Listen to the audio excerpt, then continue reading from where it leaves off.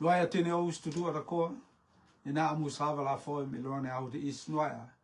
Nga studu o exe au he la hu de is ne nga choi tuna la is la foi si on fenga on amnoki on salam on paese ireko is nog elorang ne au no te is bos mauri nga choi tu yo isia he da inia ya inia ma e on kamatanga on bisi avat ni udutamong ma te is no ko se sing la hele me se avat ni is la furia ma la angang se karistota ma waf se karistota mo rea on feinga la sok se os meur tutu te is retas roi tu ma te is la udut me mer simua nga so itu hanis u tengate elrone au te is u tengate teni ristu tu ada koa konanga o i malariri i kutengate ne no hanu te fiti ne no e rutuma kutengate hanis kutengate molo mokaris mauri kutengate ko maheleu me se avat kutengate le ris la vakoi si ea le ris la fur si ea le ris la waf si ea e airi ma e ata kutengate le ris la titi ek makikia si ea i tine au tutura koa maang makikia si ea o tengate te is farauki tengate tini te ada koa ai ko tengate koinanga o tengate ma leriri o tengate hanuita i fiti ma tene iris ada koa ni te ututun ada koa ni nog elolang ni rente is o tengate ni afoi mselang ni au te is ngats oitul hanis ko tengate ma o kiresi la meris i tine au tutu ada koa la pole iris la po ya meurit ne leu me tisu karisto meur si es ngat ang ne tore te is farakif tene te e asman o le te tisu karisto ka mi sa morong ise amen noa mori noa ma isu af elolang ne au te is ereko osa kamata la surum se elolang ne hol fakmur te is December hol ne kesmosi ma is ina maef ne te is hulet ne famuri riviof ka waf la menia ereko ao kesmes te is mai o turusanit ni ngae la rako sitine o studura koa hef on so da karisto hef on so da karisto yata hefut ni ngats oitu nam se isa marakokim se isa ma heleu se isa eloang tiron ti i la moaki matu la isla raisia ma isla la makikia ma e on sala la isla fa o ia e tine au tu da ko ereko tesi ereko hef te is hef on sauda karistota yata hefut ni momo ake ni leum fikau akim la momo ake is se karistota ta anko se sing elalang ni au of te is hef on sauda karisto yata hef pumuet e tene te tutu la ko elalang ni rente is yata tipu muet e tila a ma tipu muet e o mone ma te korwa ni spo elarang ni rente ma is pa isla esau ek ma of ma ririof ka teis ko sesing la isla se mama okia ni hef on sauta karisto o hef on sauta chisu teis hefut ni hom se ea mauri ni hom se ea sal nonots on oitu se os mauri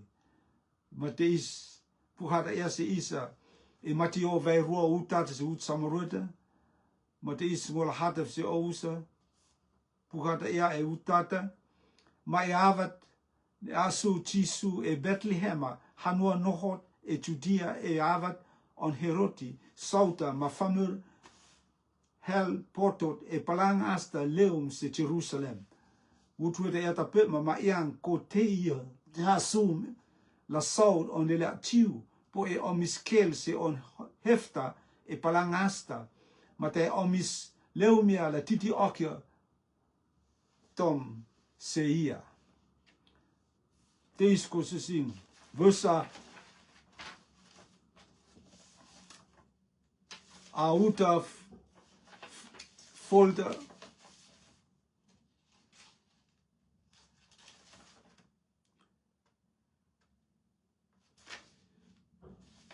Mateus ko se sing. Resenda ti koim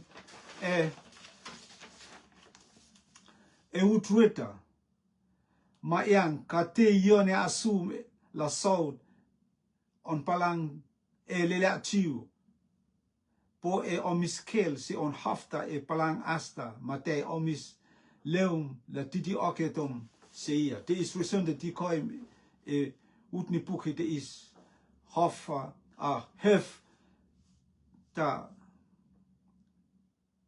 palang asta omis kel se on hef ta iris ni no palang asta kel se hef on Jesu Karisto on hefta hef on sauta Karisto te is ko se sing amnek ni resent is la hom is ta ko sitikate la is la inya ya amnokit ma no sair ne osa ofa elorang au kismosi ereko tisu ereko oitu feko okem manam si isa ayirte si isa on leta Jesu Karisto pukata eta pe mane let mane maka belief si ia kal maura ni ia kal oroira ka ia la po meus es ngata ang ni tore tis fomone hanis on oitu si ita si isa ia feko okem heft hete is hef on Karistota hef on sauta Jesu Karisto la mokia is se Karisto la moka is se ayirta la moka is se os hanua ayirta la moka is se favorit de isla no makikia se au se es mat ang ni tore ereko teni rande teni is wafse ma teni is no hoe yo te ofofit yo te se es maurit se os mauri ma te is ko se sing is kopla rea hei se os mauri elorane ahu te is ma ereko aunu anot nis no elorane ahu te is ma ereko kereson oitu feko akum se isa hef on sauta Jesu Karisto hefut ne la pal si isa maur si es ngata ang ni tori hefut ne pal akia si isa manaya si isa maurit ne kan estera elorani renti isla pola nasi isa ma kismosi yo tiren nit ne afo om si isa hef on sauta Karistota ereko hefte is yo hef on Jesu nam serente is la moake is ma maure is ang raksa la isla po ya maurit ne leum Jesu Karisto hef on Karisto yo hef on sauta Jesu kelakia te oroi si iris ne poto te is tata si ututa kelakia si isa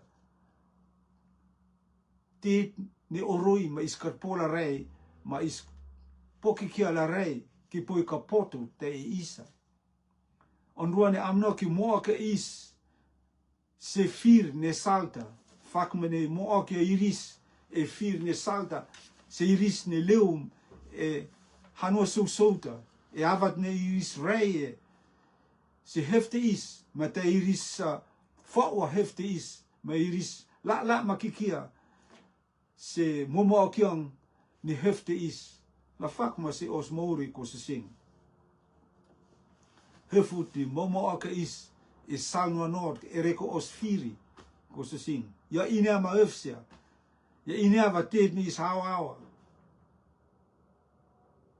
ya te ni mauri madaang te ni sal on te polda ma te ni sal on satanda ma te ni iris ni no maksulu iris kalpora la awa ma inia ya sal ni hefte is ni mo kiang ni hefte is po ma hele se Jesu te is amnek don folu ni hefte is yo posama la mo aka is la hele si Jesu Karisto.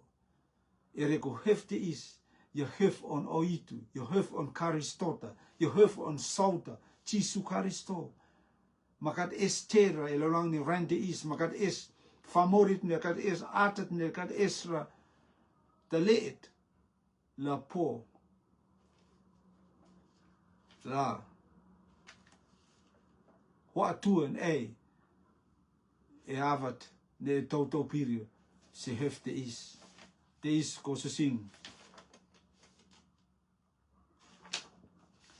Amnakit ma is au ne huf on Karistota, huf on saud, der Jesu Karisto, la hom se isa,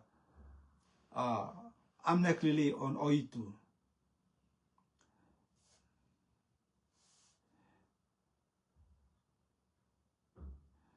Kung iama vea ni hufte is, ja, hufut, ne oitu fika okim, se is tutu atakoa, ne nohe lang ni rente is, ma isla se mama okia, ne rente is ko se sing, yang kia os hanua airit, os noh karau kikia elalang ni rente is.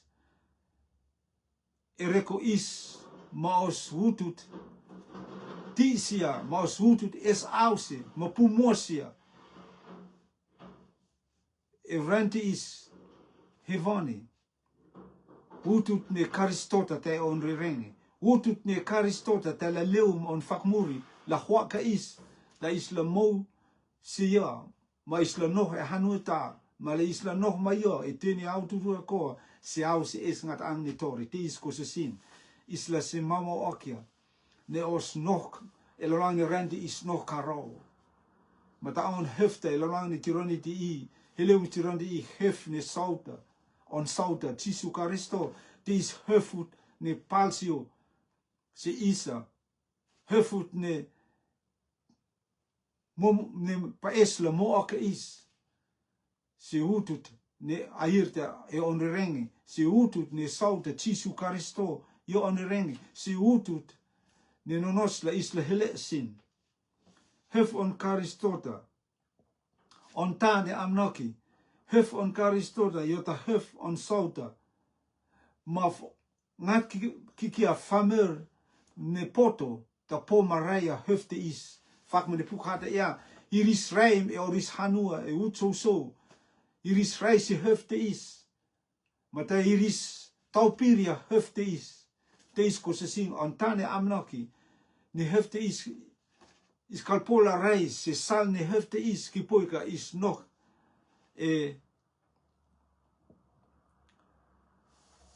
te keihet ne poto ka pupora e isa.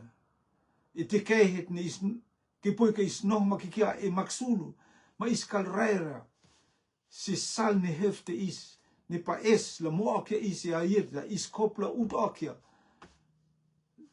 Maksulu e os mauri, is kopla ut akia, teet ne ase seve os mauri, la isla po ia potot, ne leum e Jesu Karisto, taang potot, ne isla pola rai se hef, mo akiang ne hef air on oitu se os mauri. Pukhata ia ma verse is e hipiriu, vai sama folde ma ut sama hekta. Pukhata ia se isa, ko iake ia, ko iake is ma os hanua, tupu et is au ke hanuet ne noh ne te la leum e on fakmuri. Tis puhada ia ma verse vehia se isa ne os noh maurit e lalong ne rente is noh karo. O ena utut ma hanuet ne te la leum e on fakmuri. Ma te is hanuet te is Jesu Karisto, yota famurda, yanke hanuet ka yota famurda.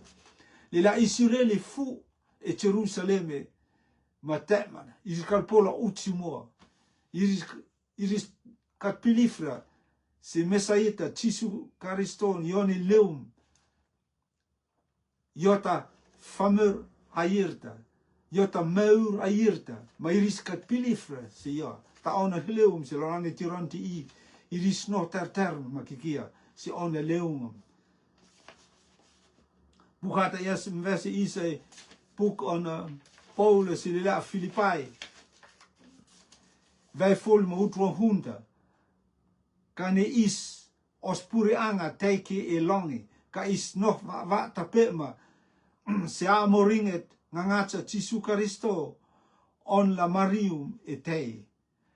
Kane is ospuri anga tei e longi. Te is ko se sing. Isla se mamo akia. E reko os noh karaut e la longi rende. Ma reko ospuri anga te kikia e hevoni. Os noh te longi rende is noh karau. E longi rende is.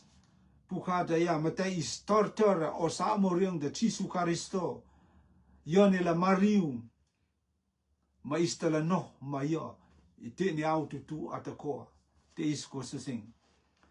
Hef on sauta Jesu Karisto. Te is hefut. Ne ya. Ha mah okia si isa. La isla si mama okia. Ne os noho te lolang ni renti is noh karo. Hallelujah. Ma is tortoria. Si hutut ni te leleum on fakmuri fakma ni pukte ia e hipiriu. Katape me pukte ia tape me e Filipai. Si rotu e Filipai me tape me si istutu la koa. Ni na asava la foi melang nou di is. E se mama oke os nohot e lolang ni renti is noh karo. Tini au atakuan is leum si tiren kismosi. Tini au atakuan is leum si huol te is December. Ma is memena sorga isla si mama okia. Ne os nohot e lolang ni renti is noh karo. Hef on sauta Jesu Karisto leum la rakoke si isa ma mo okia isa. Se sala irta, se salat ni Jesu Karisto te on rengi. Te is yo ne is noh tortore. Da isla ma yo se au si es ngata ang ni tore. La fakma ni ris le leum e oris hanua. Ni puhata ea hanua so i ris raisi hefta. Ma te i ris a awa mo i ris taupiria hefte is. Ni mo oke i ris se asuang on Jesu Karisto. E avat ni ris heleu. Se Jerusalemi, iris ni Jerusalemi, iris kan inyara. Air, iris pove a puha. Ni iris oris te mamfua ma parofite fetveya, ka iris kan inyara. Ka puha ta rakokim, ni le on oitu, ni sauta, Jesu Karisto, ni sau anila, yota sau anila tiu, yala asum e Betlehema. Ma te is, iris soyo, iris fefeyang si irisa. Lelea, ni re a foho, ka iris ka ineaera. Ni au tese, ka hele umia, se aho te ang, ni Jesu Karisto asuvaya, e Betlehema. Ma te is ko se sing, tipu moed, ka te sa au te isa, ka te ververe te isa, la isle se mama okia, ne os noh mauri lorang ni randi is tis mumua ne pukon pita ve ruama utsa matata fe ko sa sing en a randi yake a os hanue ma os la isla si nos saunua ma taupir si iris ni noh e randi ka isla inia ma isla fiase o itu ma isla lala makikia e on feinga ma on amnoki ma on sala la por la os mori la te is au si iris ni no e os ngasava la iris la rei ma ina ya ahirta e os mori te is ko sa sin testa is la rei e afu te is la no makikia ma la makikia e hef ni rente is e la rang ni rente is hef ma oi ni te e la rang ni rente is hef ni maka, hef ni pesnesi, hef ni ris ni poto, hef ni ris ni momo akia, matani tu, hef ni mosi sal ni mone, hef si ris ni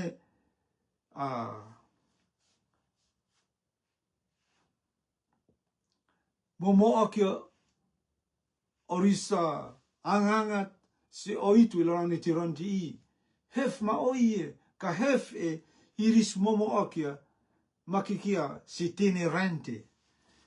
Iris karpola hele se tene hevani.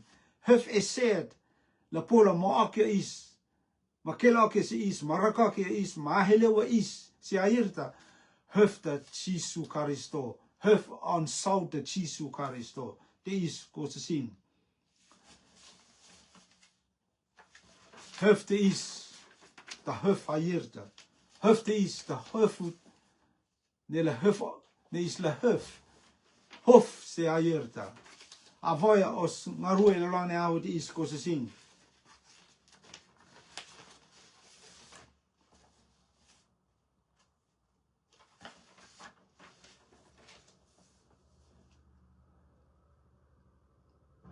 Iskopla se mama okia. Ni hefut ni a si sevan o salat se airta. Puhata kilak se isa. Sauta heroti. Sauta heroti. Yota saut ni ato tau ex se rente is. Maur ni rente is. Maur ni forma. Of ni rente is. Ma os maur fak famuri. Is of kika la se os. Pa ese, is waf ke la se os pa la pa os pa lao e os mauri ma teni isa heisi te is te la susu ma te is te la au cook os lao se airta is kop la no kasi mau okia se os mauri ne Jerusalem ia kela ke se is rot fak foro. Te is tehet ne la fuakia is. Ma is kolpola utsi mo. Os avavat, os awawat mo os balalaud se airta. Rot ni foro ia tehet ne mene okia teni te tu ada koa. E la lange tiron di I. Iskelva ia ne rot we lange tiron di I. Ti ia te fak foro. Ka mea ia te fak hevani. Mea ia tene Mose Karistota, tene Mose oitu, isati okia, tene Mose foro. Ma te is ko se sing, tene rotu ne Mose foro, ma awa te fak foro, iskalpora, la hele, se te keihet ma utut, ne hef on sau de Jesu Karisto, feko akim, la mo ake is, se Karistota, se airta, iskal hele rasin ko se sing, ma iskopla se mamo akia, ka te is Bethlehem hanuet ne Jesu asue haf te is o hef te is yeta hef on Jesu Karisto mo akia famera ne leum e hanua so mai ris raisi hef te is mai ris hele se Bethlehem utut ne Jesu te on rirenge en ayer ne feang ono itu ko se sing kalpola siok is kopla taupir se Karistota ma istal hele se utut ne ver se mo on oitu e os mauri mausi e tironiti I mauritis no e lani tironiti ma tape mausi es ngata ang ne tore pukata ia se I se utsiota ma e avat ni iris afoi se sauta ma kota iris la aris ma iris io ka hof ka hefut ni iris kal Niris kelva yasin e palangasta hefta la e orismua. Ma helewe ma fu e rer ni utu ni le meata te e onrerenge te isko sasin. E avat nis na osmori, e avat nis wafse, e avat nis tautopiria hefte is yo hefne ne ke espuer se tene te tu da koa. Yo la muak makia osmori la isla hele se utu ne is nonots la hele wisin la fakma ne pukhata ia maverda ne mo kiong ne hefte se iris ne leu mahano so da iris hele se te keihet ni Jesu a suwe ucha hunde ia tape ma iris ma oris kelang se hefta iris waf eta waf ti amamor te is ko sing nonoka is tau piria hefte is ma hefte is la na se isa ofa se isa ma ririfet se isa e reko os hawau kuno se airta ma os la ma tau pir la hele se airta utsa matata ia se isa ma no mai ri sur se rita, mai ri srai se le mea ta ma Mary ona hunta, ma ta iris hausio ma titi exi leta ma iris raisio oris ma ta iris saisio oris tena ankoroa, ma na te whakani se ia, kor ma pul pene is, ma pul e whakion te. Te is tene te whakanisi, rakoke se isa alang on Tisu Karisto, ma on fuho kinga. La isle se mamo akia, ni mo ia mawea, ni hef on Tisu Karisto, ni sau de Tisu Karisto, hefut, ni rakoke se isa, es au ma tipu mute os mauri, ni pumua sia, ma es au sia e tene tua ta kwa ni ispo e lorang ni rante is. Ma os nog ririfet e rante is, ma os men asore lang de rante is, hefte is rakoki ma kilokim si isa, te ni pumose e tene te tua koa. Tisu Karisto, la os mauri la mau se ia. Avaya ngarue lang ni aho de isi. Ma oi utsamorete yang tape, ma oi tu rakek si irisa e te remose, la iris la se hiroti, ma ta iris la leu se oris hanuta e sal tu. Ma ta iris leu se oris hanua e sal tu. Te is ko se singa. Avaya ngarue lo lane ahu te is, ma utu whainga. Eosus la hoio, si utut ne e mosi. Eosus is osos la holias, se faufu outa. Ka testa e la rei ko se sing pukhata rakokim se ise, lorane ahu te ise. Ni huf on Karistota, huf on sauta, Tisu Karisto, yata hufut ko se sing ni noh ter makikia, se ea. Yo pa esla mo akia ei se a hirta. Yo noh ter ma foi makikia se o lio. Testa e la ea, testa e la rei. E avat mene a sokua o farteta eta la poia mau se esngata angne tore ne leu me Tisu Karisto. Te is amnekit ne hef on saute Tisu Karisto pa es la rese os mauri se aus. Hallelujah.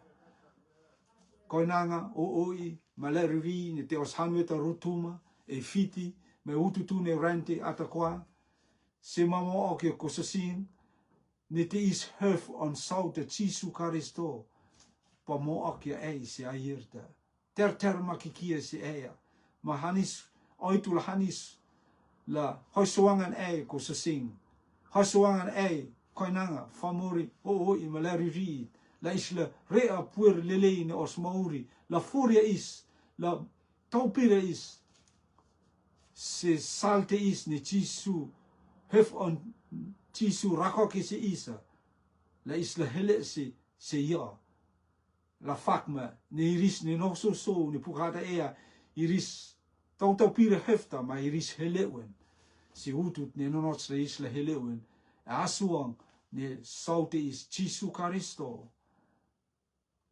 ma te is on ruane amnaki ko sing ma oid e aus tutura kone na musavela afoin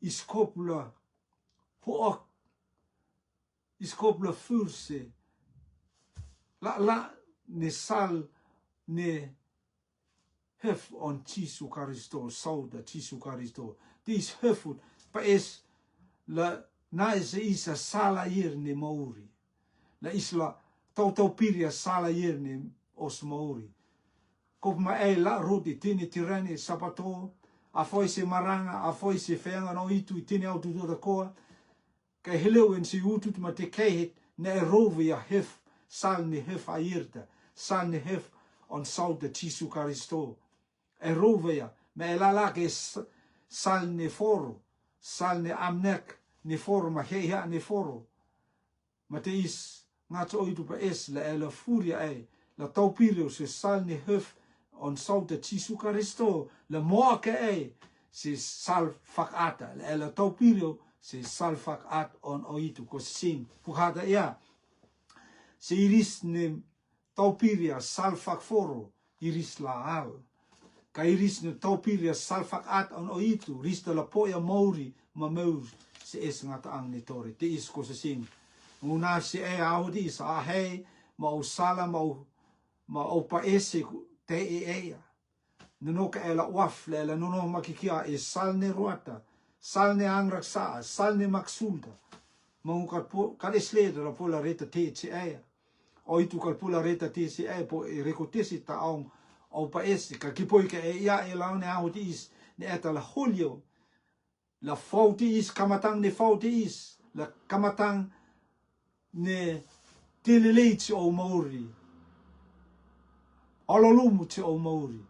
E reko ai poia Karistota ma te isko se sing.